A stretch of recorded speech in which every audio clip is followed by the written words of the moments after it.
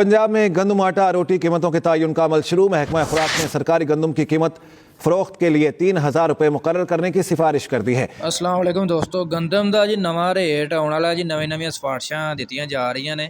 3000 रुपये तो लैके 3500 रुपये तक जो ना मुतवक्का है कि आने वाले दिनों के 3000 रुपये तो लैके 3500 रुपये तक जो ना सरकारी गंदम का रेट जो ना मुतवक्का है। क्योंकि सरकारी तरज के उत्ते फ्लोर मिलों ने अगों खरीदारी करनी है गंदम की। तो जोड़े मतलब सिफारिशां ने जी अगे रखिया गई तकरीबन 3000 रुपये तो लैके 3500 रुपये तक है। क्योंकि वज़ीर आला पंजाब जी है रोटी की कीमत तो आटे की कीमत नहीं बढ़ाना चाहती। रोटी तकरीबन 14 रुपये की मिलती पई है। तो वज़ीर आला ने सख्ती नाल कहा जी रोटी की कीमत 14 रुपये तो उत्ते नहीं होनी चाहिए। जिहदी बना ते ज़्यादा जिहड़ा चांस ने कि गंदम का रेट 3000 रुपये फिक्स होएगा फी मन 40 किलोग्राम के हिसाब नाल।